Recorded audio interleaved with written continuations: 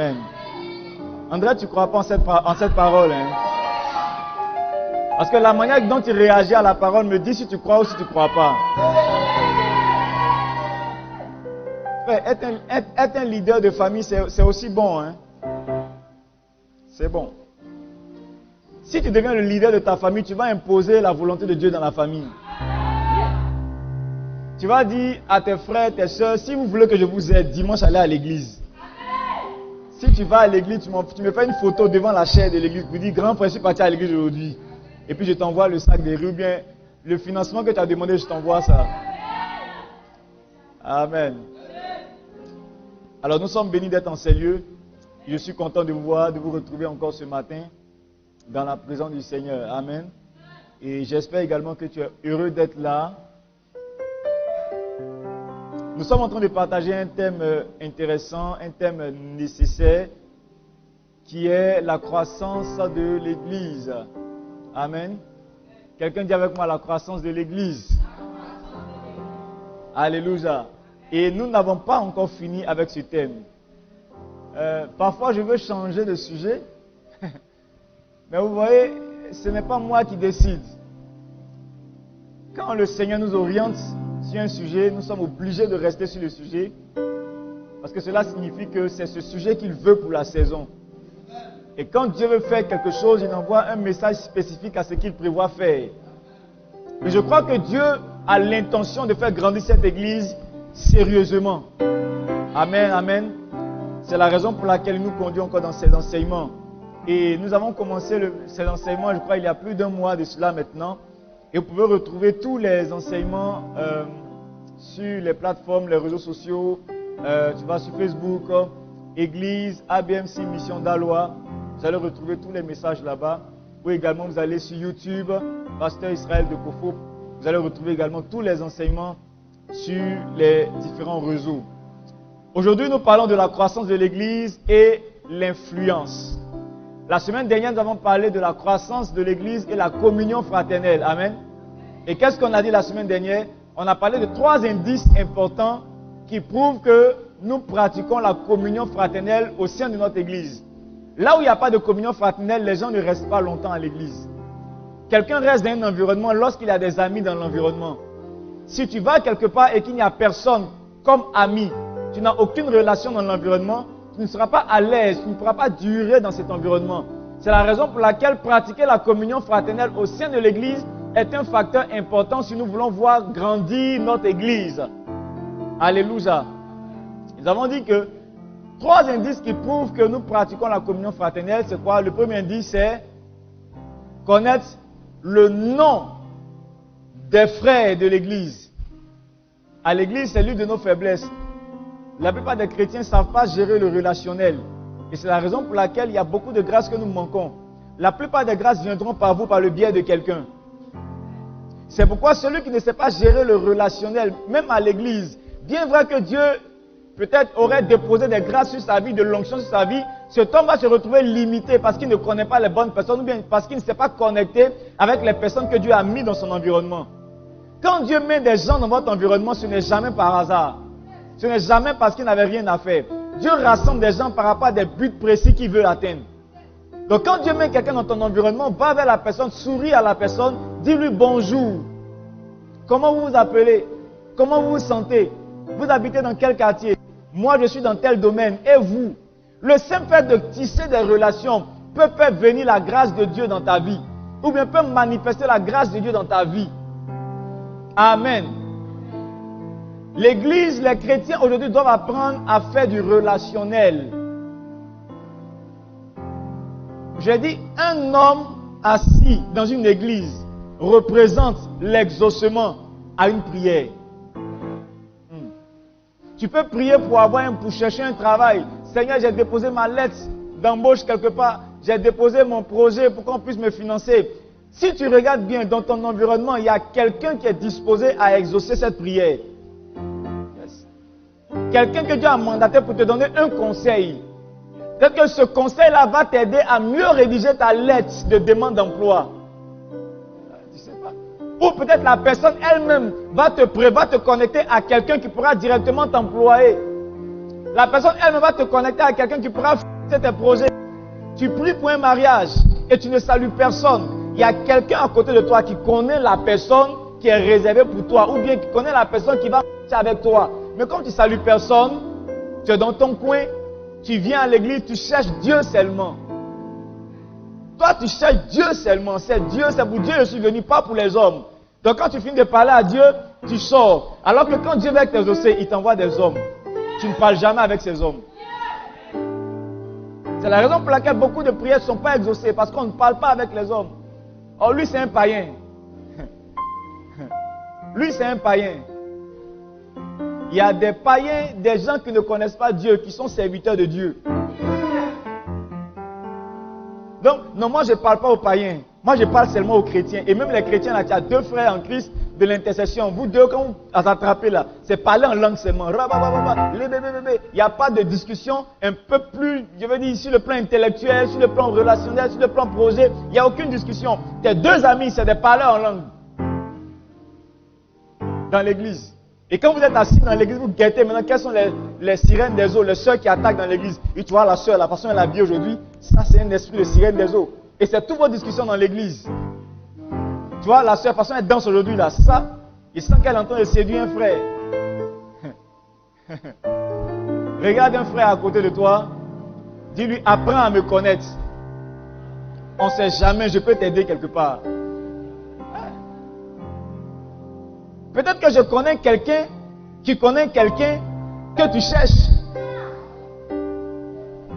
C'est pourquoi l'un des premiers indices de la communion fraternelle dans l'église, c'est aller vers les gens, connaître le nom des gens. Arrête d'appeler tout le monde mon frère, ma soeur. C'est vrai, c'est ton frère. Mais tes frères de la maison, là, tu ne les appelles pas mon frère. Ou bien, tu connais le nom de toutes tes soeurs, même si elles sont 15. Donc, apprends à connaître le nom de tes frères de l'église, de tes soeurs de l'église. Je te dis, chaque dimanche, tu dois apprendre un nouveau nom ou deux nouveaux noms. C'est vrai que ce n'est pas évident. Quand l'église grandit, on devient 1 millier, 2 milliers, 3 milliers. Ce n'est pas évident de connaître le nom de tout le monde. Mais c'est pourquoi on a des petits groupes, on a des petites familles. Dans ta tribu, dans ta famille, tu dois connaître le nom de tout le monde. Amen. Donc pendant que je parle, regarde autour de toi, les 4 personnes qui sont autour de toi. Est-ce que tu connais le nom des 4?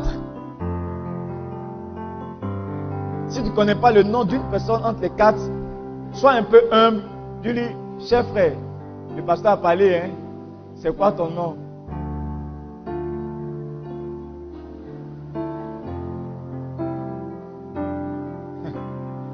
Quand je dis ça, certaines personnes pensent que je suis en train de plaisanter. Le jour où la gémie va t'attraper quelque part, parce que tu auras un problème avec ta pièce, tu vas te demander, est-ce qu'il n'y a pas un corps habillé dans l'église qui peut me sauver?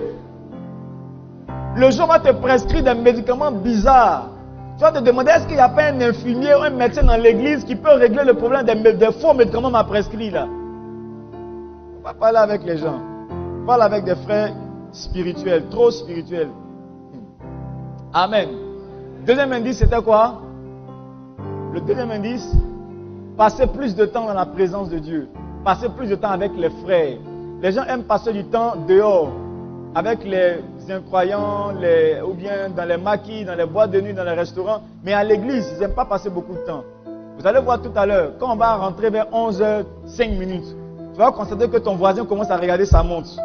Ah, il est 11h05, le pasteur dit on finit à 11h30.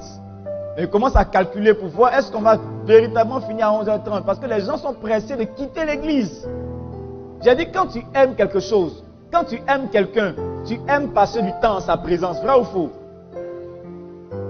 Quand les mariés d'aujourd'hui étaient fiancés hier, quand la relation commençait, ils s'accompagnaient, et ils se réaccompagnaient, et ils se réaccompagnaient. Et l'autre dit, j'ai oublié quelque chose à la boutique, il retourne encore. Pourquoi? Parce qu'ils s'aiment. Ils ne veulent pas se laisser. Tu aimes Dieu, mais tu ne veux pas rester longtemps dans sa maison. C'est quel amour? Un amour à distance. Hein? C'est quel amour? Tu aimes Dieu, mais tu n'aimes pas sa présence. Tu n'aimes pas rester dans sa maison. Le lieu qui représente sa maison, tu n'aimes pas rester dans ces lieux. L'un des facteurs qui dit qu'on a la communion fraternelle, qu'on pratique la communion fraternelle, c'est lorsqu'on aime passer du temps avec nos frères en Christ. On passe beaucoup de temps. On trouve de quoi à durer à l'église. Durer à l'église le dimanche, c'est une bonne chose, les amis. Les gens disent, mais vous êtes à l'église, vous faites quoi? quand tu es assis au maquis là-bas toute la nuit, tu fais quoi? Moi ici, je suis en train de recevoir la parole de Dieu. Je suis en train de recevoir des instructions pour ma vie. Je suis en train de recevoir la sagesse pour gagner, pour accomplir ma destinée. Dans le maquis, tu es assis en train de boire quelque chose qui est en train de détruire ta santé. Entre là-bas et ici, où est-ce qu'il faut passer du temps? Quand tu es assis dans ton salon, toi seul, en train de regarder Novelas, qu'est-ce que tu apprends? Quand tu es assis toi seul dans la maison en train de regarder ton portable WhatsApp, qu'est-ce que tu apprends? Donc au lieu de gaspiller ce temps sur des choses qui ne vont rien t'apporter, vaut mieux passer ce temps dans la présence du Seigneur. Avec ses frères, en train de lire la Bible, en train de lire un livre, en train de planifier pour l'évangélisation, planifier pour le suivi. Tu es en train de travailler pour Dieu. Amen. Dis à ton voisin, désormais, lorsqu'on finit le culte, trouve un moyen pour rester un peu plus à l'église. Cause avec des frères pendant 10, 15, 20 minutes avant de partir. Trouve quelque chose à faire. Regarde, balade-toi dans l'église, trouve quelque chose à faire. Il y a une réunion à faire, ok, on va faire. Il y a quoi à arranger ici? On va arranger ensemble. Est-ce que je peux assister à votre réunion? Il y a des frères comme ça, moi, qui m'ont étonné. Pasteur, je peux assister à la réunion. Il dit, mais mon frère, assieds-toi. Tu es dans la présence de Dieu. Amen. Le troisième indice, c'était le partage. Amen. Ils avaient tout en commun. Et on a dit, avoir tout en commun, c'est pas le fait que l'argent de ton voisin est ton argent. Amen. La Bible dit, ils vendaient leurs propriétés et ils partageaient les biens avec tout le monde. Donc je sais que quand un chrétien d'aujourd'hui, un chrétien paresseux, qui est très pauvre, lit ce passage, il dit, mais le pasteur n'a pas prêché là-dessus. Voilà la révélation pour me sortir de la galère. Ils vendaient leurs propriétés et ils partageaient le bien en tous. Donc, frère, Diakoula, tu dois vendre ton terrain. Et on voit l'argent à partager. Et là, on sera en train de pratiquer la parole de Dieu. Ce n'est pas de cela que la Bible parle. Aujourd'hui, si on veut, l'objectif derrière ce acte-là, c'était qu'il n'y ait pas de pauvres et d'indigents dans l'église.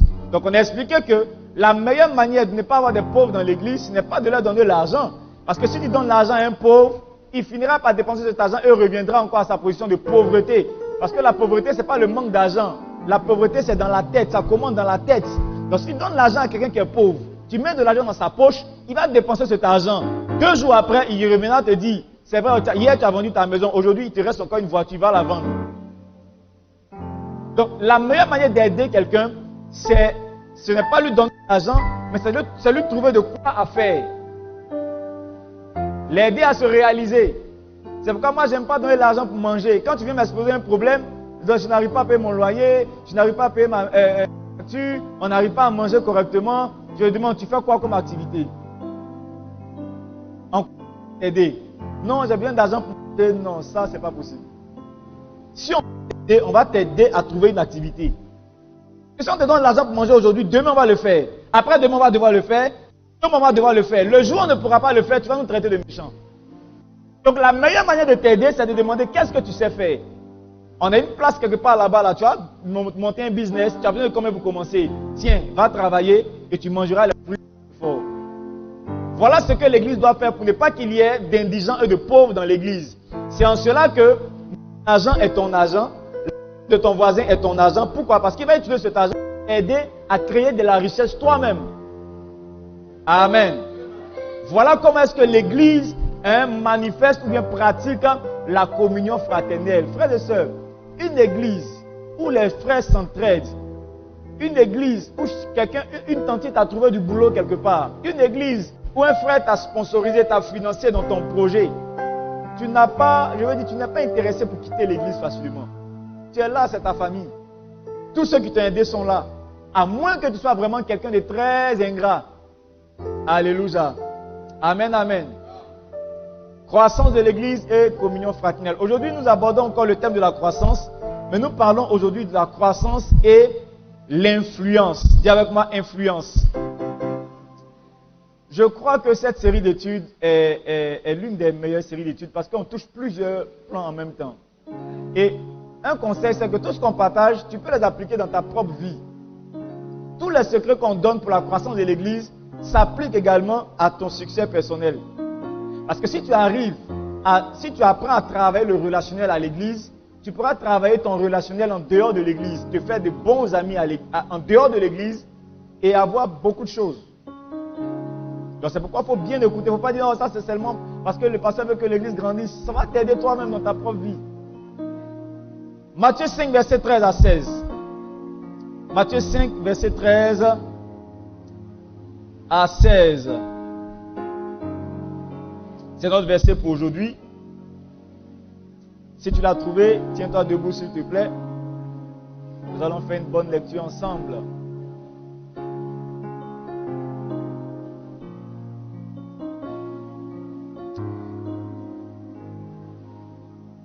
Matthieu 5, verset 13 à 16 nous dit quoi? Vous êtes le sel de la terre. Mais si le sel perd sa saveur, avec quoi la lui rendra-t-on? Il ne sert plus qu'à être jeté dehors et foulé par les hommes. Dis, je suis le sel de la terre. Dis à ton voisin, tu es le sel de la terre. Alléluia. Lorsqu'on était enfant, j'étais auprès de mes parents. On va lire toute la suite tout à l'heure, avant de s'asseoir. Lorsqu'on était auprès des parents, une fois ma mère était partie en voyage et on reste debout avec Paris, juste une minute. En tout cas, si tu as la force. Mais si tu es malade, tu peux t'asseoir, il n'y a pas de souci. Si tu as la force, reste debout, juste une minute avec moi. Ma mère était partie en voyage et mon père a décidé ce jour-là de préparer lui-même. Il dit aujourd'hui, c'est moi qui cuisine pour vous. On dit, il n'y a pas de souci. Donc nous, on est allé vaquer à nos occupations, nos jeux, tout. Et à midi, on revient à la maison. Le papa dit, il a préparé du riz gras. Et on goûte en fait, ça sentait bon. Hein, ça sentait bon. Mais on a goûté le riz. Quand tu mets le premier coup, tu attrapes d'abord ton cœur. Et puis, on s'est regardé. Il manque quelque chose dans le riz, là. Il y a quelque chose qui ne va pas. C'est-à-dire, le bal, c'est bizarre. Le goût, on demande, papa, tu as mis l'huile? Oui. Mais ça lui demande, tu as mis la tomate? Oui. Tu as mis le poivre? Oui. Tu as mis le poisson? Oui. Est-ce que tu as mis le sel? Il dit, j'ai tout mis sauf le sel. Et donc on a dû prendre du sel pour ajouter au riz déjà cuit. On a mélangé comme ça, au moins ça a donné un autre goût, on a mangé. Une nourriture sans du sel est fade. C'est fade, amen. Et quand la Bible dit vous êtes le sel de la terre, quand le Seigneur dit vous êtes le sel de la terre, il est en train de nous dire quel impact on doit avoir sur la terre. Alléluia. Dis à ton voisin, tu es le sel de la terre. Ne te néglige pas. Au verset 14, il dit, vous êtes la lumière du monde. Dis, je suis la lumière du monde. Il dit, une ville située sur une montagne ne peut pas être cachée. Au verset 15, et on n'allume pas une lampe pour la mettre sous le boisseau. On n'allume pas une lampe pour la mettre sous le boisseau, mais on la met où ça? Sur le chandelier, et elle éclaire tous ceux qui sont dans la maison.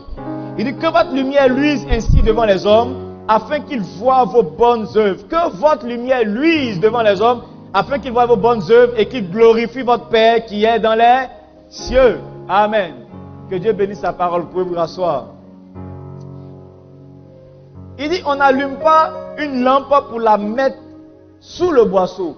Donc si Dieu a fait de toi une lumière, c'est que son intention n'est pas que tu sois caché.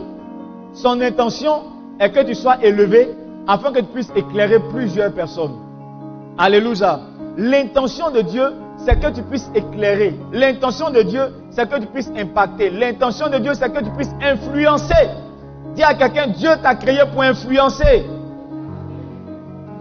Ces déclarations que nous sortons là sont sorties de la prédication de Jésus-Christ sur les béatitudes.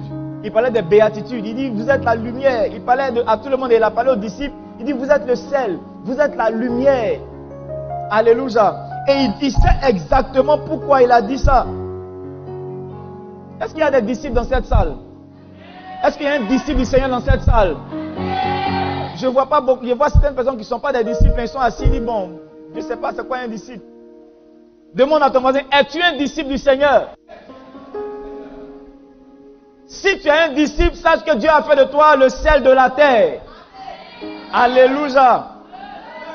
Il dit, vous êtes la lumière. Dieu a fait de toi la lumière de ce monde. Tu dois être conscient de cela. Le sel apporte de la saveur. Le sel apporte un nouveau goût. N'est-ce pas? Nos mamans qui préparent. Même si elle met le cul magie, si elle n'a pas mis le sel, elle sent qu'il y a quelque chose qui manque dans la nourriture. Le sel conserve également les aliments. Amen. La lumière éclaire, la lumière fait disparaître les ténèbres. La lumière apporte de la connaissance. Quand quelqu'un est ignorant, on dit il vit dans les ténèbres. Mais quand quelqu'un arrive à la connaissance, on dit la lumière est arrivée à lui. Donc la lumière également apporte de la connaissance. La lumière chasse l'ignorance. Amen. C'est pourquoi il va falloir que tu puisses comprendre cela et dire, si Dieu a fait de moi la lumière, il faut que je sois quelqu'un qui ait de la connaissance. Il faut que je sois quelqu'un qui apporte également de la connaissance aux autres. Amen. Est-ce que tu es la lumière du monde? Est-ce que tu es conscient que tu es la lumière du monde? Dis à quelqu'un que tu es appelé à influencer. Alléluia. Alors, qu'est-ce que c'est que l'influence? Nous parlons de l'influence. Qu'est-ce que c'est que l'influence? Si le sel doit influencer, si la lumière doit influencer, et que le Seigneur nous compare au sel et à la lumière, il va falloir comprendre qu'est-ce que c'est que l'influence. Amen. Alors, l'influence est définie comme l'effet de quelque chose sur quelque chose. Effet de quelque chose sur quelque chose, ou bien l'effet de quelqu'un sur quelqu'un, ou bien l'effet de quelqu'un sur quelque chose, ou quelque chose sur quelqu'un. Alléluia. Mais dans tous les cas, l'influence, ça part d'un point A à un point B. Amen. Alléluia. Comme par exemple, on a l'influence de la télévision, mais l'influence d'Internet. On peut parler de l'influence ou l'effet d'Internet sur la jeunesse, sur les hommes. Aujourd'hui, le monde a changé. Internet et la télévision ont changé le monde. Le monde n'est plus le même. Nos enfants ne connaissent plus les jeux sociaux qu'on faisait avant. Nos jeux d'enfants, ils ne connaissent pas ça. Les tech-tech. Qui a joué tech-tech quand il était petit? Ah, ok. Vous jouez ça encore? Les billes. Les billes. Il y a un autre jeu là, c'est pas qu'on appelle ça pique ou bien quoi là. On lance le truc en l'air, ça tourne et puis ça vient tomber dans le sable. Si ça s'arrête dans le sable, tu as gagné. Si ça tombe, Ah d'accord, top chrono. On fait comme ça et puis ça doit tomber dans le sol, ça doit piquer dans le sol. Ah, comme le couteau. Ok, chacun avait son nom, mais c'est le même jeu. Il y a un autre jeu là, comment on appelle ça? Où un est ici, l'autre est là-bas, et puis l'autre est au milieu, et puis on lance la balle. Chasse aux animaux. Donc il passe. Police. Soleil mollet. Nos enfants ne connaissent plus ces jeux-là. Chaque génération donne un nouveau nom aux jeux. Mais au fur et à mesure qu'on avance, ces jeux-là sont en train de disparaître. Parce que nos enfants maintenant sont captivés sur leur téléphone. Ils n'ont plus le temps d'aller jouer avec les autres. Ils n'ont plus le temps de développer leurs relations sociales. Ils n'ont plus beaucoup d'amis. Avant, dans le quartier, nous on connaissait tous les amis. Tous les parents se connaissaient parce que les enfants allaient partout. Et on faisait des dégâts chez tous les parents. Donc les parents étaient obligés de se connaître pour ne pas qu'il y ait des problèmes dans le quartier. Donc les parents se connaissaient. On dit il est parti ou non, je l'ai vu chez papa de Junior. Tu vois, papa de Junior à l'autre bout du quartier là-bas. Parce que les enfants sortaient pour aller causer avec leurs amis. Mais aujourd'hui, tous les enfants sont à la maison. Devant les téléphones, devant la télévision. Et maintenant, il y a des télévisions qui sont connectées à Internet. Donc l'enfant n'a même plus le temps de sortir. Il se lève le matin, il allume la télé, il est devant toute la journée. Et vous voyez que Internet a eu de l'effet et a changé la mentalité des enfants, de la jeunesse. Nous encore, on se rappelle de nos jeux. Mais eux, quand ils vont atteindre notre âge, là, ils seront carrément des hommes différents à cause d'Internet. Donc Internet a eu de l'influence sur eux. Aujourd'hui, il y a beaucoup de personnes, même nous-mêmes en tant qu'adultes, il y a de nombreuses personnes qui ont du mal à se concentrer aujourd'hui. Pourquoi? À cause d'Internet. Regardez aujourd'hui, quand tu vas sur les réseaux sociaux et que tu regardes une vidéo, quand la vidéo commence à être un peu trop longue, qu'est-ce que tu fais? Tu zappes. On n'est plus habitué aux vidéos longues. Parce qu'on est habitué à avoir des courtes vidéos et on aime tout ce qui va vite maintenant. Quand quelque chose met trop de temps, on n'est plus à l'aise. Quand tu regardes une vidéo et au bout de 30-40 secondes, c'est pas fini, tu as le réflexe de toucher la vidéo pour voir le temps qui reste. Si c'est encore trop long, tu passes. Ça, c'est l'effet direct d'Internet sur les hommes. Ça empêche les hommes de se concentrer, de réfléchir. Avant, les gens pouvaient regarder des documentaires d'une heure, de 2 heures de temps, réfléchir, apprendre à se concentrer. Aujourd'hui, ce n'est plus possible. Très rares sont les personnes qui peuvent s'asseoir devant un documentaire, commencer et terminer sans s'endormir. Demande à ton voisin, la dernière fois que tu as regardé un documentaire, ça remonte à quand?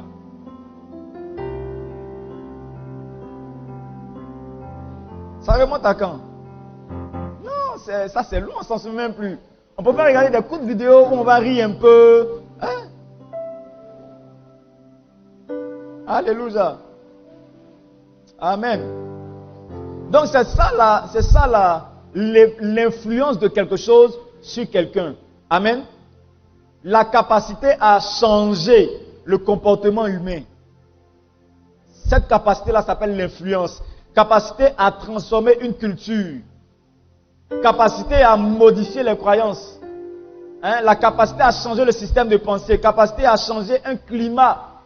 J'ai suivi un documentaire une fois où il y a un groupe de recherche à Dubaï. Ils ont ouvert une usine et ils font des recherches. Comment faire pour faire tomber la pluie? Ouais. Donc, ils envoient des avions au-dessus des nuages et ils relâchent les avions là un produit chimique. Ça, c'est du sel chimique, mais quelque chose qu'ils relâchent dans les nuages. Et ça accélère le processus des nuages et les nuages relâchent la pluie avant leur temps naturel. Parce qu'ils ont dit, si le nuage doit faire tomber la pluie, peut-être 3 semaines, dans 3 semaines, le vent va envoyer le nuage sur un autre pays. Et ils ont besoin de cette pluie-là chez eux. Donc, ils vont déformer le processus normal des nuages pour faire tomber la pluie chez eux. Ils ont déjà fait des expériences, ça marchait. Maintenant, ils sont en train de faire des études pour voir si cette eau de pluie-là ne va pas contaminer l'être humain. Les gens sont terribles. Hein? Souvent quand je regarde ces documentaires, laisse-moi me ramener à Babel pour voir, quand les gens ont dit construisons une tour pour monter jusqu'au ciel, pour aller voir où Dieu se trouve, et puis Dieu a dit descendons, confondons leur langage là. Dieu savait pourquoi il a dit confondons-les. Peut-être que nous on ne peut pas comprendre ce qui s'est passé à Babel. Mais si Dieu dit descendons, confondons leur langage, il sait de quoi il parle. Des hommes sont en train de chercher à contrôler même les nuages. Même les nuages. Et des hommes ont découvert, les astronautes ont découvert une autre planète qui est similaire à la Terre, qui ressemble exactement à la Terre, sur laquelle il y a de l'oxygène, où les êtres humains peuvent vivre. Le seul obstacle, c'est que la planète se trouve à des milliards de kilomètres d'années-lumière. C'est-à-dire, même si tu mets un homme sur la Terre de 1 an, jusqu'à ce qu'il meure, tu le mets sur une fusée qui avance à la vitesse de la lumière, il ne pourra jamais arriver là-bas en vie. C'est la raison pour laquelle l'être ne peut pas aller là-bas. Mais regarde, quand tu lis la Bible te dit, dans l'Apocalypse, à la fin des temps, Dieu a fait descendre un nouveau ciel, une nouvelle terre. Un nouveau ciel, une nouvelle terre. Parce qu'à la fin, il a détruit cette terre-là. Alléluia. Il a fait descendre un nouveau ciel, une nouvelle terre. Les hommes ont poussé la recherche. Bon, bref, ce n'est pas notre sujet. Revenons. Influence. Dis avec moi l'influence. Alléluia. Il est bon, ce qui est bon à savoir, une vérité qu'il faut comprendre, c'est que nous sommes ici dans cette salle et sur cette terre tous influencés quelque part. Tout le monde, sans exception, tout le monde est influencé. Il faut comprendre ça, il faut accepter ça. Tout le monde est influencé par quelque chose. Dans n'importe quel domaine. Influencé. Ta manière de t'habiller, ta manière de te coiffer, tout ça là, c'est le produit d'une influence. Qui t'a dit qu'on s'habille avec une chemise? Qui t'a dit qu'il faut porter des souliers quand tu mets un costume? Qui t'a dit qu'il faut mettre des talons, que ça te rend élégante? Une fois, j'ai vu sur Facebook l'image d'un monsieur qui portait des talons de femme. Je ne sais pas si vous avez vu ça aussi. Un monsieur, et des hommes portaient ça, et il y a un pasteur même qui avait ses talons à la chair en train de prêcher. Et ça fait le buzz sur les réseaux sociaux. On dit non, mais ce sont des homosexuels, c'est ceci, c'est cela. Après, on s'est rendu compte que dans leur culture, les hommes portent les chaussures de femmes. Regardez même le peuple, les Écossais. Donne-nous les images des Écossais là. Eux, ils portent des jupes carrément. Hein? Donne-nous quelques images. Donne-nous quelques images des Écossais. Donne-nous quelques images. Voilà un monsieur. Agrandis l'image. Voilà, agrandis, voilà. Voilà, il est sapé. Hein. Chez lui, il a mis son costume. Il a mis sa jupe. S'il n'a pas mis le sac qui est devant, là, c'est qu'il n'est pas habillé. Voilà d'autres. Voilà. Ça, c'est un roi. Regardez la cour, les gars qui sont autour. Sapé, avec son écharpe derrière. Avec sa jupe. Et c'est de vraies jupes. Voilà même un enfant. Hein? Jupe écossaise. Tu vois? Regarde, une question que je te pose. Quand toi tu vois ça là, chez toi, est-ce que c'est normal qu'un homme s'habille comme ça? Maintenant, je te demande pourquoi c'est pas normal pour toi. Hein? Ce n'est pas dans ta culture. Chez toi, ce n'est pas bon. Pourquoi ce n'est pas bon? Parce que ce n'est pas dans ta culture. Bon, ta culture t'a dit quoi? Ta culture t'a dit que les hommes doivent mettre des pantalons. Maintenant, pourquoi est-ce que les hommes doivent mettre des pantalons? Hein? L'Occident, d'accord. On va mettre ça sur l'Occident. Le jour où tu crois un gars, un blanc, il faut lui demander pourquoi tu portes pantalon. Il ne pourra pas te répondre. Il va te dire, je suis né, on m'a dit qu'on porte pantalon. L'enfant qui est là, avec sa jupette là. Si grandit, tu lui demandes pourquoi est-ce que tu portes des jupes, il va dire depuis mon enfance, on me met des petites jupes. Donc je ne sais pas, c'est normal chez moi. C'est normal. Vous voyez, regardez, la plupart des gens ne se posent pas des questions. Hein. Et c'est la raison pour laquelle on ne sait pas trop ce qu'on fait et on n'est pas efficace dans ce qu'on fait. On ne se pose pas trop de questions. Les chrétiens ou bien les Africains en général ne se posent pas beaucoup de questions. Quelqu'un disait, quand tu te poses les bonnes questions, tu as les bonnes réponses et tu sais exactement ce que tu fais.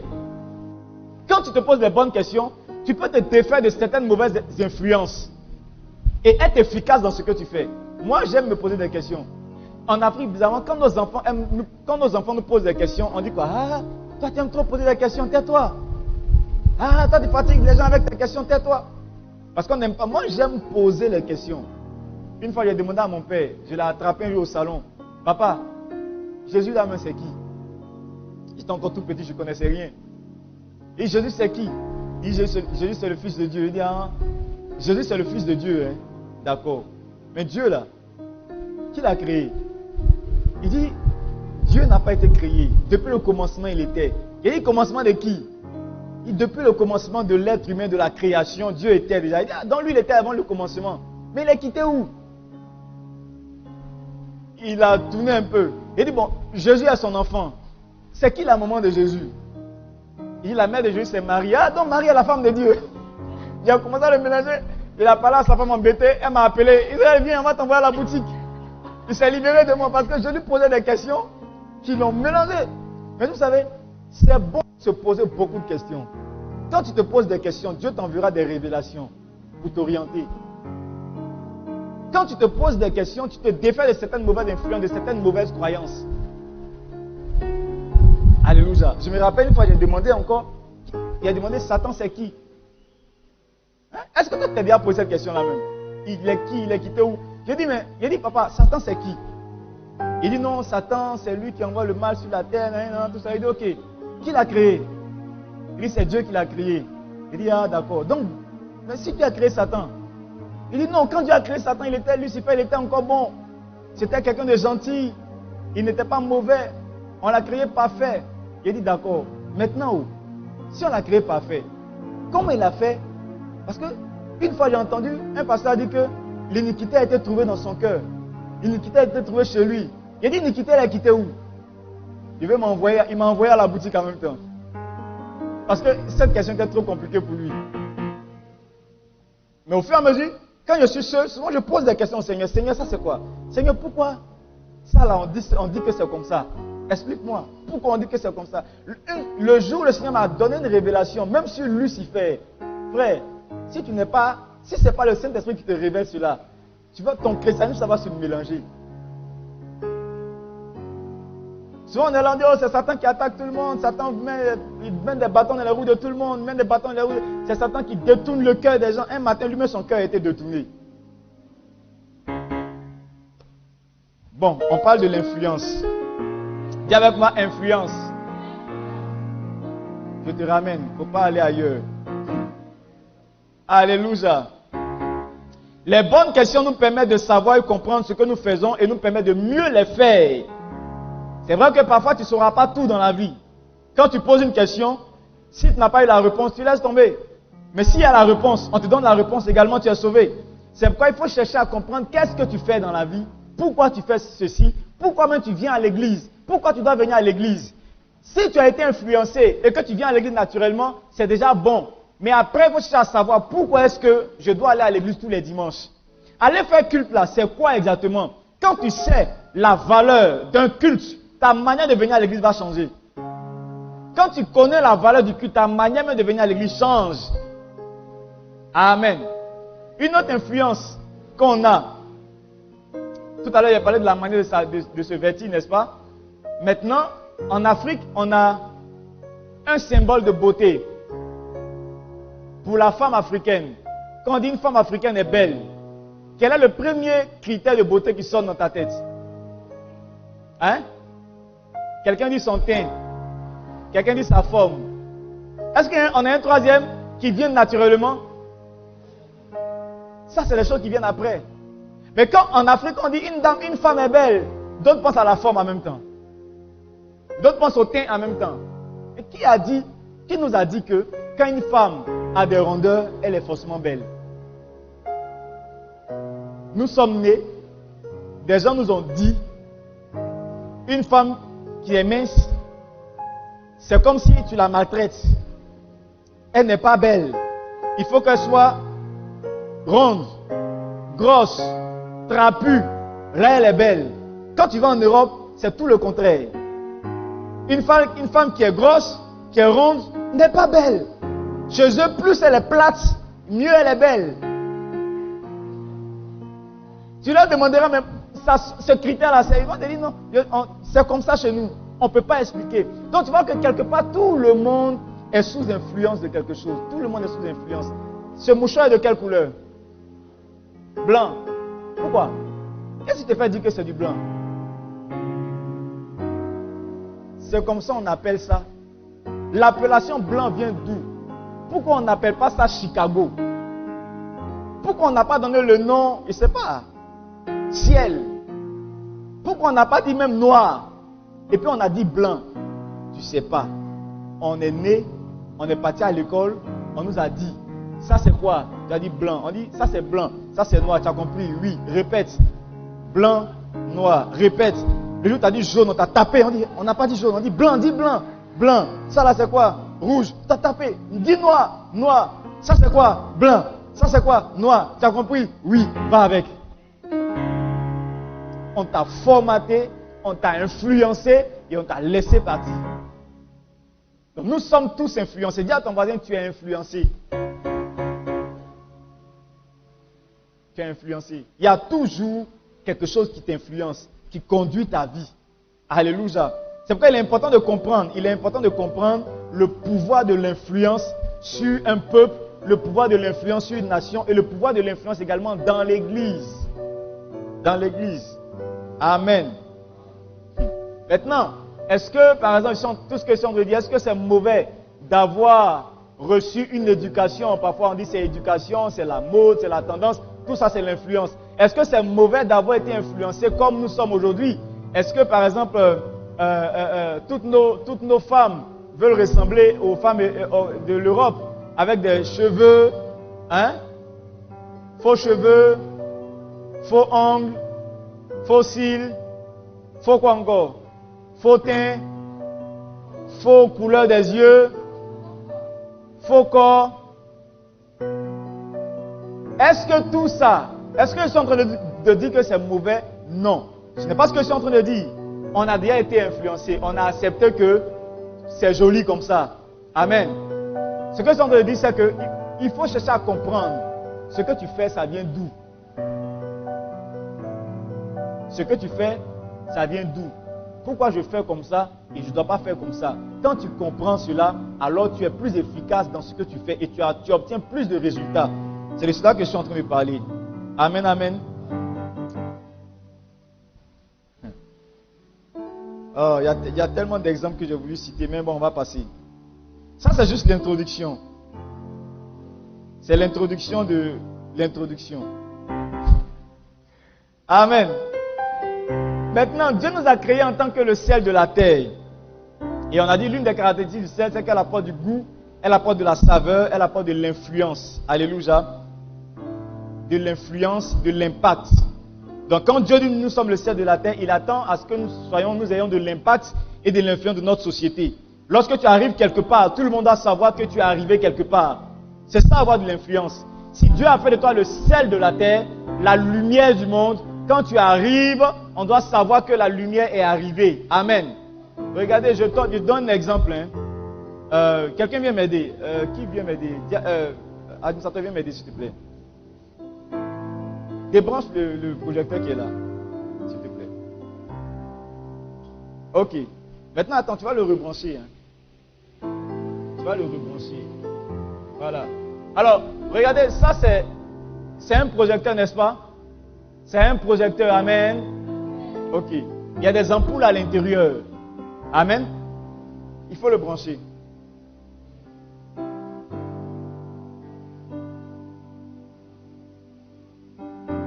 Ok. Dès qu'on a branché notre projecteur, qu'est-ce qui s'est passé? Tu as vu que certaines personnes ont fermé les yeux en même temps. Parce que la lumière les gêne. La lumière n'a pas demandé ton autorisation pour frapper dans tes yeux. Il faut le retourner.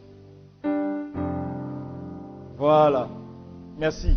La lumière n'a pas demandé l'autorisation pour taper dans les yeux. Pourquoi? Parce que c'est ce que Dieu a fait de lui. Si Dieu a fait de toi une véritable lumière, quand tu arrives dans un environnement, on doit sentir que quelqu'un de différent est arrivé. C'est ce que ça signifie. Quand tu arrives dans un environnement, l'atmosphère doit changer. On doit sentir qu'il y a un fils de Dieu. Il y a une lumière qui est arrivée. La question que je te pose, depuis que tu es arrivé dans ton environnement, dans ton travail, dans ton quartier, qu'est-ce qui a changé? Qu'est-ce qui est arrivé de nouveau? Influence tu as apporté. Il faut demander à ton voisin, depuis que tu es arrivé au travail ou dans ton quartier, là, qu'est-ce que tu as apporté de nouveau? Qu'est-ce que les gens ont constaté?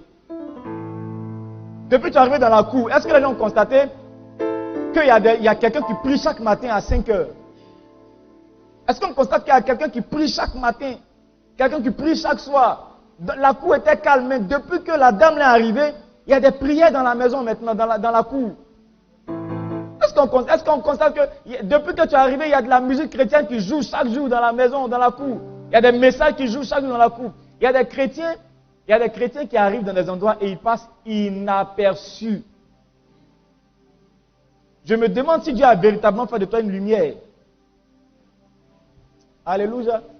Moi, je bénis le nom du Seigneur pour certaines personnes. Lorsqu'elles sont rentrées dans l'église, on a senti une certaine amélioration dans l'église. Elles ont apporté ce qu'elles sont naturellement. Alléluia.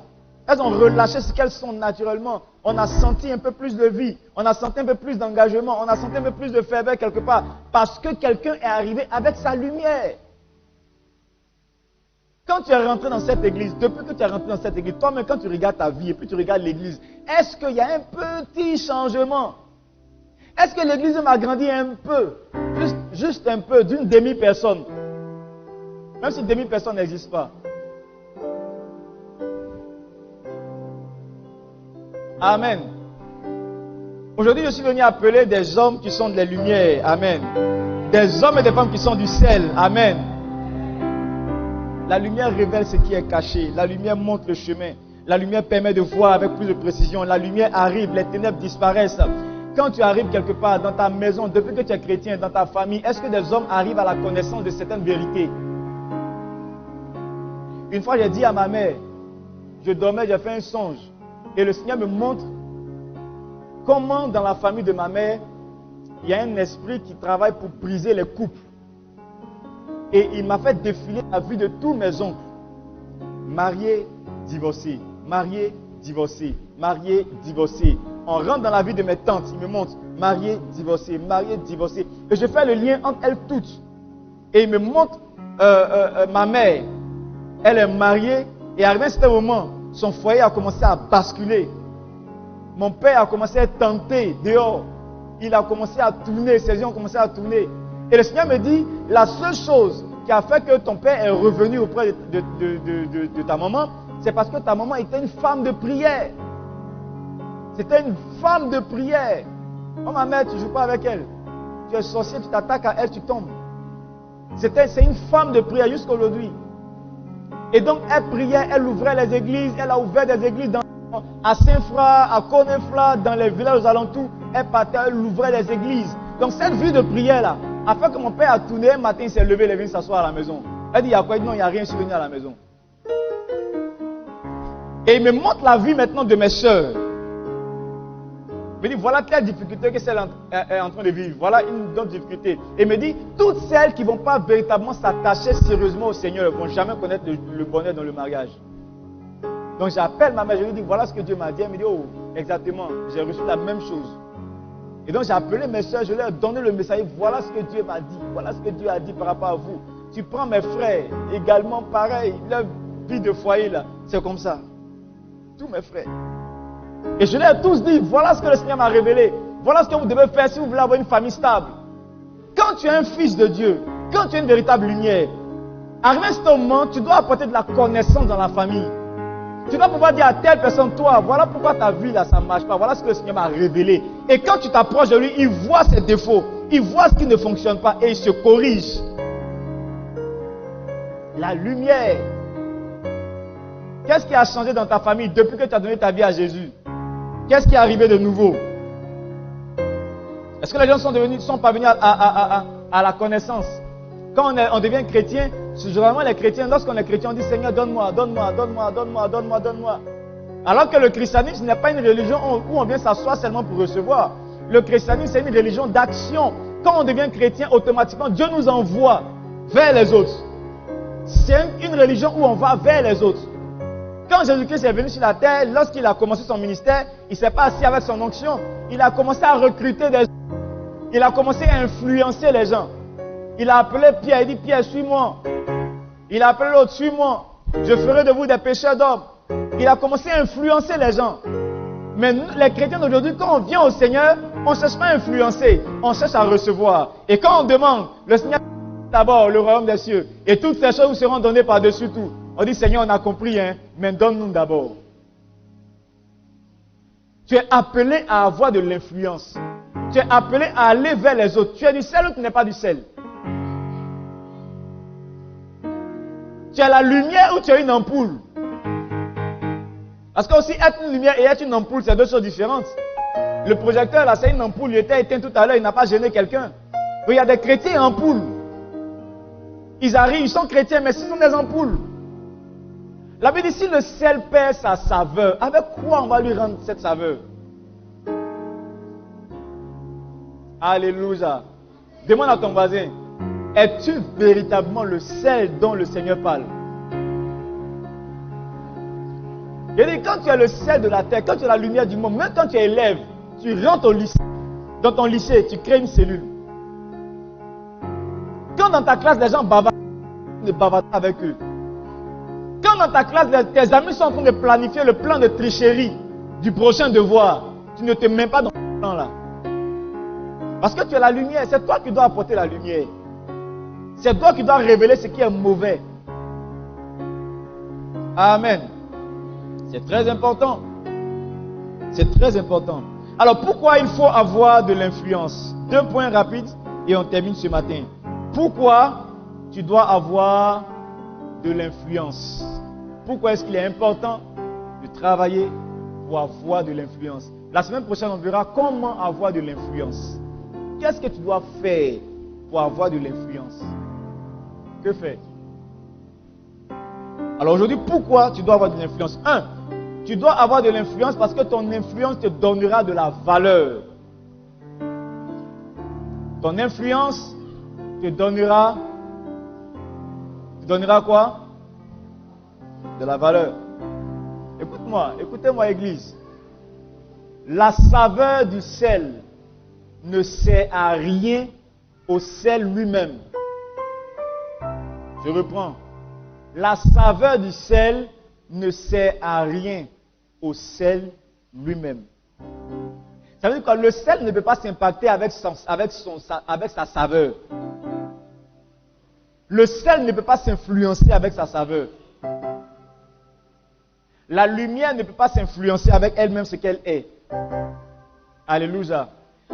Le sel prend toute sa valeur quand il va vers les autres, quand il est mélangé aux autres. C'est là qu'on découvre la valeur du sel. Je donne un autre exemple que tu puisses comprendre. Est-ce que je peux avoir un homme qui a un bras, un homme assez fort, hein, un homme fort. Reste pour accueil, viens. Lui, il est costaud, donc mon exemple peut marcher avec lui. On a mis des hommes maintenant à l'accueil. Donc les frères qui ne veulent pas s'asseoir, où on leur dit de s'asseoir, là, on va dire au resto va gérer son cas. Alors, regardez le responsable, le frère Guillaume. Guillaume, s'il te plaît, soulève ton bras droit comme ça. Vous voyez ce bras droit là? Les hôtesses, trouvez-moi, donne-moi ton truc là. Enlève un. Ok. Maintenant, présente ton bras là. Vous voyez ce bras là? Les amis, c'est un bras assez puissant. Hein? Même si on ne te dit pas quand tu vois, c'est un bras avec lequel il ne faut pas jouer. Amen. Ce bras là, il peut faire des dégâts. N'est-ce pas? Maintenant, regardez cette corde là. Considérons que cette corde là, c'est du feu. Hein? C'est du feu. Que j'attache à ce bras puissant. Il faut préciser. Le feu est rattaché à ce bras puissant là. Ce bras là peut défendre le corps, n'est-ce pas? Ok, il y a du feu sur lui. Il est très fort. Il faut défendre ton bras. Le bras, lui là, il n'a qu'à se défendre. Il y a du feu sur lui. Est-ce qu'il peut se défendre lui seul? Mais pourtant il est fort. Pourquoi toute la force là? Il ne peut pas utiliser cette force là pour enlever le feu sur lui. Pourquoi il ne peut pas? Parce que toute la force qui est dans le bras là ne sert pas à ce bras. Ce bras là prend de la valeur si jamais il est prêt à aider tous les autres membres du corps sauf lui-même. Je ne sais pas si tu me suis, hein? Un bras, le membre prend de la valeur du moment où il peut aider les autres membres du corps. Sinon, il n'a aucune valeur pour lui-même. Il ne peut pas s'aider lui-même. Les pieds ne peuvent pas s'aider eux-mêmes. Le pied prend sa valeur quand il arrive à déplacer tout le corps. Le jour où ce bras-là n'arrive plus à aider les autres, il n'a aucune valeur. Amen. C'est comme certaines personnes malheureusement qui font des AVC et qui ont une partie du corps qui ne fonctionne plus. Ils ont un bras, mais ça ne sert à rien. Le bras n'a aucune valeur. Ils ont un pied, mais le pied n'a aucune valeur. Pourquoi? Le bras n'a plus de valeur parce qu'il ne peut plus aider le reste les membres du corps. Le pied n'a plus de valeur parce qu'il n'arrive pas à faire avancer le corps. Tu vois, c'est pareil avec la lumière et le sel que Dieu a fait de nous. Tu as le sel et tu prends de la valeur si et seulement si tu arrives à influencer d'autres personnes. C'est là que tu as de la valeur. Donc tu vois que quand tu dis que tu es le sel de la terre et que ta vie est retournée vers toi-même, en réalité, tu es peut-être du sel, mais tu n'as aucune valeur. Parce que le sel ne peut pas se saler lui-même. Il est déjà sel. Là où on voit sa valeur, c'est quand il va chez les autres. Quand il cherche à influencer les autres. Il n'est pas appelé à s'influencer lui-même. Son bras n'est pas appelé à s'influencer, à se défendre lui-même. Celui qui peut défendre le bras, c'est un autre bras. Lui, son rôle, c'est défendre les autres bras. Lui, son rôle, c'est aller influencer le reste du corps. Lui, son rôle, c'est laver le reste du corps. C'est prendre soin du reste du corps. C'est là que le bras prend de la valeur. Donc, tu vois que quand tu commences à développer ton influence, quand tu commences à manifester la lumière que tu es, tu attires les regards à toi et tu prends de la valeur. J'enlève le feu pour toi. Dieu te bénisse. Acclamons le Seigneur pour le reste. Alléluia. Voilà ce que Dieu attend de nous. Mais malheureusement, tu vois, les chrétiens, on est du sel. Nous sommes la lumière. Et nous sommes retournés sur nous-mêmes. Oh Seigneur, mon travail, mon boulot, mon argent, mon mari, ma maison, ma voiture, Tant que tu seras retourné sur toi-même, tu n'auras aucune valeur. Mais dès l'instant où tu commences à t'inquiéter pour les autres, tu commences à prier pour les autres, tu commences à rendre visite aux autres, tu commences à conseiller les autres, tu commences à étudier pour aider les autres, tu commences à te former pour enseigner les autres, ta vie naturellement prend de la valeur. Et quand ta vie prend de la valeur, les hommes t'accordent ce dont tu as besoin. Les hommes t'accordent ce dont tu as besoin. Personne ne va acheter quelque chose dont tu n'as pas besoin. Regardez, quel exemple prendre? Quand tu vas au marché et puis tu cherches une femme particulière parce que tu aimes sa viande, n'est-ce pas? Elle a quelque chose pour toi que toi tu aimes, tu as besoin de ça. C'est la raison pour laquelle tu vas vers elle et tu es prêt à payer chez elle. Même si pour elle est un peu plus cher que pour les autres, mais parce qu'elle a ce dont tu as besoin, tu es prêt à payer, à lui donner ton argent. Donc elle gagne ton argent parce qu'elle te propose quelque chose. Elle gagne ton argent parce qu'elle envoie quelque chose vers toi, quelque chose dont tu as besoin. C'est en cela qu'elle a de la valeur pour toi. Quand tu te lèves pour aller au marché, tu penses à la femme là, j'espère qu'elle a vendu aujourd'hui, j'espère qu'elle est là aujourd'hui, j'espère que la femme là n'est pas malade. Mais tu penses à elle, pourquoi? Parce qu'elle a quelque chose pour toi. Elle a pris de la valeur à tes yeux. Pourquoi? Parce qu'elle a quelque chose pour toi. Tu vois, quand tu travailles pour manifester ce que tu es naturellement, tu prends de la valeur naturellement. Et les hommes t'accorderont ce dont tu as besoin. Dis à ton voisin, tu dois prendre de la valeur. Tu recherches quelque chose. Je ne sais pas, qu'est-ce que tu recherches dans l'église? Qu'est-ce que tu recherches? Qu'est-ce que tu recherches? Commence à t'intéresser aux autres. Commence à influencer les autres. Commence à évangéliser. Cherche un mari, commence à aller évangéliser. Il n'y a pas beaucoup d'hommes dans l'église pour te parier. Va évangéliser dehors. Quand il va rentrer, le même gars va t'épouser. Peut-être que quand lui va rentrer, il va venir avec 3 de ses amis. Dans ces 3 amis-là, il y a un dedans qui est pour toi. Mais ça commence par quoi? Aller influencer les autres. Aller parler de Jésus aux autres. Aller leur révéler la lumière que tu as, que tu es. Quand tu influences, tu prends de la valeur. Alléluia. Tu prends de la valeur. 2. Tu dois avoir de l'influence afin que tu sois écouté. Afin d'être écouté. Tu dois avoir de l'influence afin d'être écouté. Dans la vie, une triste réalité, c'est qu'on n'écoute pas ceux qui ont la vérité. On écoute ceux qui sont influents. C'est une vérité, elle est triste, mais c'est la vérité. On n'écoute pas ceux qui ont la vérité. On écoute ceux qui sont influents. Donc si tu veux qu'on écoute la vérité que tu as, tu dois travailler pour devenir influent. La preuve, il y a des gens sur les réseaux sociaux qui connaissent absolument rien. Qui connaissent absolument rien. Mais qui sont là, qui babadent du matin au soir. Qui attirent l'attention des gens sur eux. Les gens viennent les écouter. Pourquoi? Ils sont devenus influents. Donc dans leurs mensonges, les gens les écoutent. Si tu veux qu'on écoute ton évangile, tu dois devenir influent. Si les gens doivent tourner leur regard vers l'église, l'église doit devenir influente. L'église a la vérité. Amen. Mais l'église n'a pas encore l'influence qu'elle doit avoir.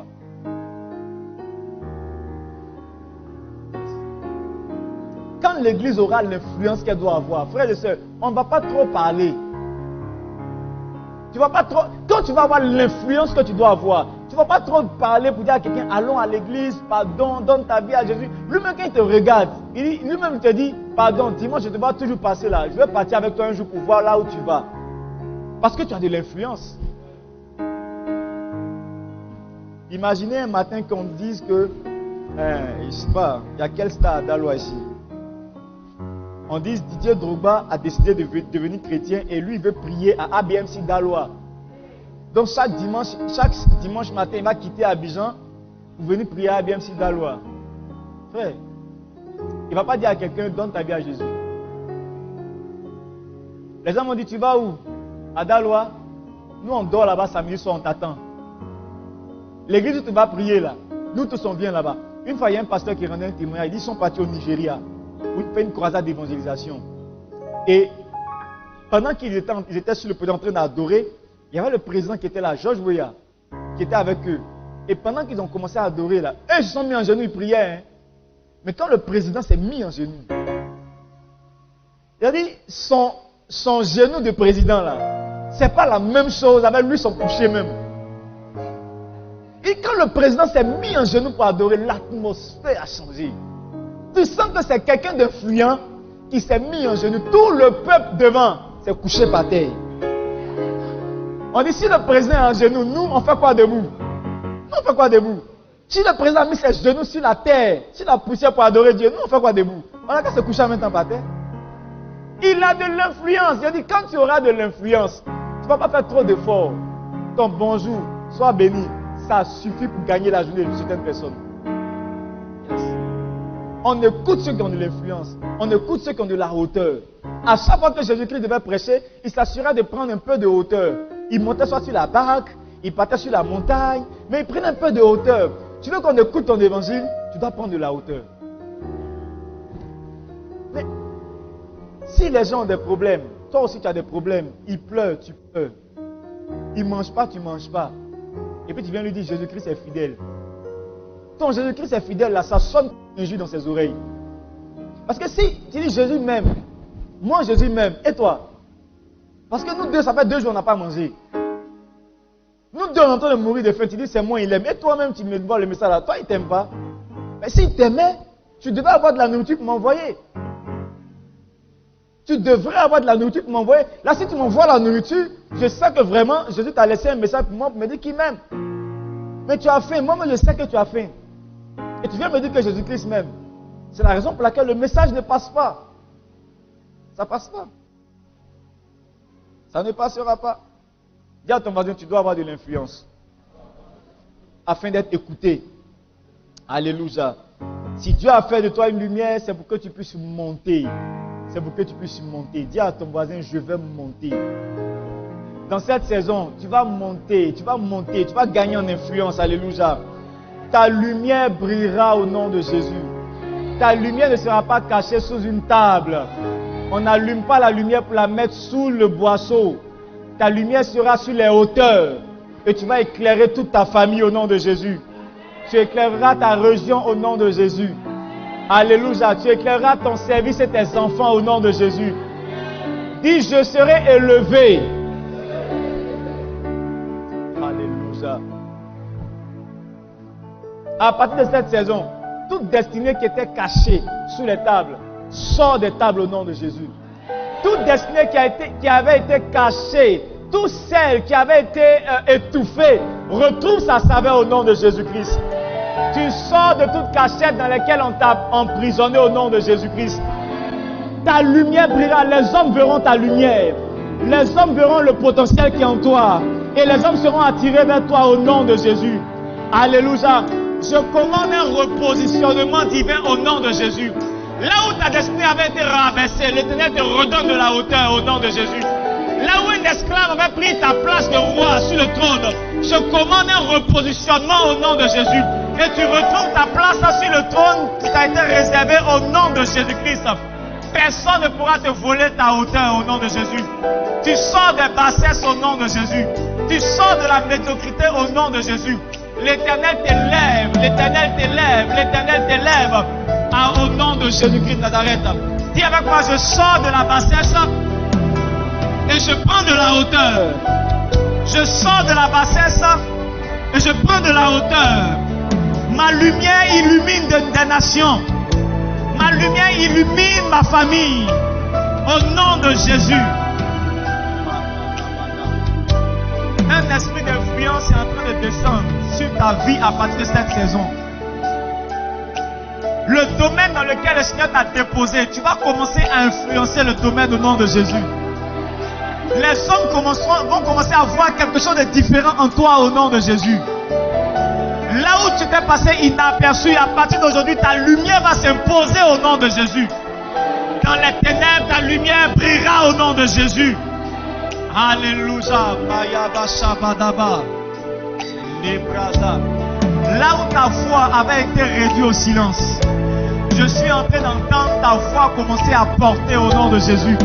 Là où tu donnais des propositions et on refusait des propositions, maintenant tes propositions commencent à résonner plus fort au nom de Jésus. Ta voix commence à résonner plus fort au nom de Jésus. Les hommes commencent à entendre ta voix au nom de Jésus. Tu donneras des instructions et les instructions seront acceptées et suivies au nom de Jésus. Cela est ton partage. Cela est ton partage. Je veux que tu commences à parler en langue. Si tu sais parler en langue, parle en langue s'il te plaît. Parle en langue s'il te plaît. Parle en langue si tu sais le faire. Parle en langue. Si tu ne sais pas parler en langue, dis Seigneur, donne-moi de l'influence. Dans mon domaine, donne-moi de l'impact. Dans mon domaine, donne-moi de l'influence. La lumière commence à resplendir. La lumière commence à resplendir. L'Éternel te donne de l'éclat. J'appelle dans cette saison l'esprit d'influence, l'onction d'influence au nom de Jésus-Christ de Nazareth. Tu dois avoir de l'influence au nom de Jésus. Tu dois avoir de l'influence au nom de Jésus afin que ta sagesse puisse être écoutée. La Bible dit la sagesse du pauvre est méprisée.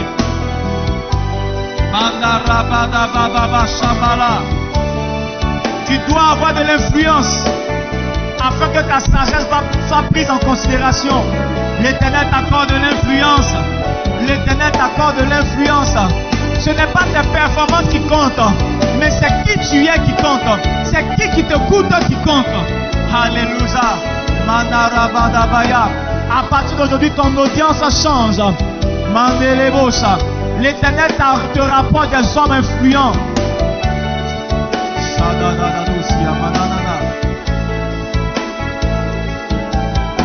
Alléluia. Tu vas prier. L'une des choses qui te donne de l'influence, ce sont les personnes avec qui tu marches. Le plus important dans la vie, ce n'est pas seulement ce que tu dis, ce n'est pas ce que tu sais faire, mais qui écoute également ce que tu dis, avec qui tu marches. Quand tu marches avec des hommes influents, tu finis par devenir quelqu'un d'influent et les hommes finissent par t'écouter. Alléluia. Tu vas prier que Dieu envoie dans ta vie des hommes influents, que Dieu envoie dans ta vie des femmes influentes qui donneront un peu plus de valeur à qui tu es. Alléluia. Élève la voix, prie le Seigneur. Seigneur, attire dans ma vie des personnes influentes, des hommes de référence, des femmes de référence. Au nom de Jésus, lève la voix, parle.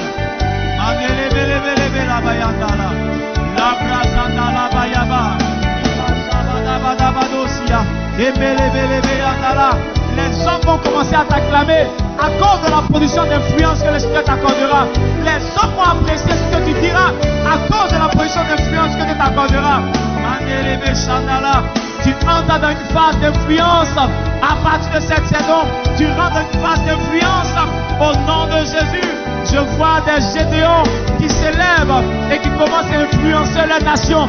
Je vois des Gédéons qui s'élèvent, qui commencent à influencer les domaines d'activité, leur corporation. Je vois des vaillants héros qui s'élèvent. Je vois des vaillants héros qui s'élèvent. Je vois des Gédéons qui s'élèvent. Je vois des Joseph qui commencent à influencer la nation, qui commencent à influencer la ville de Dalois, qui commencent à influencer leur famille. La saison d'influence. Mandelebelebe Shandalabaya. Razandalabaya manananana. Un vent nouveau descend. Un vent nouveau descend. Une onction nouvelle descend. Mandelebosa. Et tu influenceras. Tu influenceras tes collègues. Tu influenceras tes frères. Tu influenceras tes soeurs. Au nom de Jésus. Mandelebelebe Shandalaba. Lobrazadayabayama. Emenelebe Shandalabaya. Plusieurs personnes feront comme toi. Mais ta manière de faire sera la manière reconnue. Ta manière d'organiser deviendra la norme. Quand tu vas commencer à organiser, on dira voici comment on doit faire. Ta manière de parler deviendra la norme. Ta manière d'enseigner deviendra la norme. Ta manière de chanter deviendra la norme. Ta manière de servir Dieu, d'organiser l'église deviendra la norme. Ta manière de travailler au service deviendra la norme. le commerce deviendra la règle, la norme que tout le monde doit suivre. Parce que l'Éternel t'accorde de l'influence à partir de cette saison. Ta manière d'éduquer tes enfants deviendra la norme. Parce que l'Éternel t'accorde de la hauteur. L'Éternel t'accorde de la visibilité. L'Éternel t'accorde une audience. Au nom de Jésus. Merci Seigneur pour cette saison d'influence. Merci parce que nous sortons des bassesses. Merci parce que nous sortons de l'anonymat. Merci parce que tu nous éloignes de tout ce qui ne te glorifie pas. Tu as dit que notre lumière luise ainsi devant les hommes, afin que les hommes voient nos bonnes œuvres et qu'ils glorifient ton nom. Éternel, accorde l'influence à ton église, afin que les hommes glorifient ton nom. Accorde l'influence à tes enfants, afin que leur famille glorifie ton nom. Accorde l'influence à tes enfants, afin que dans leur travail, les hommes glorifient ton nom. Accorde de l'influence, afin que dans la société, les hommes glorifient ton nom. Merci notre Père, parce que tu le fais. À toi la gloire. Levons la voix, disons merci à Jésus-Christ pour sa parole qu'il nous envoie ce matin. Disons-lui merci parce que sa parole vient bâtir nos vies. Sa parole vient nous accorder ce dont nous avons besoin afin de devenir ces personnes meilleures que le Seigneur désire, afin que sa volonté s'accomplisse sur la terre. Rendons-lui la gloire. Disons-lui merci au nom de Jésus. Prie le Seigneur. Prie le Seigneur. Prie le Seigneur. Mandara dazonaya, mashanda labaya. Louvra shatarabakandi anama satalabayondi. Nous te bénissons notre roi. Nous te bénissons Seigneur. Nous te bénissons Dieu puissant. Nous te bénissons éternel. Merci parce que tu nous fais du bien encore ce matin. À toi toute la gloire. À toi tout l'honneur. Nous recevons ta parole. Et assurément, nos vies ne seront plus jamais les mêmes. Au nom puissant de Jésus. Amen. Est-ce que quelqu'un peut acclamer le Seigneur? Acclame le Seigneur. Prends ton offrande. Nous allons apporter nos offrandes. Et préparons nos dîmes également. Nous allons les apporter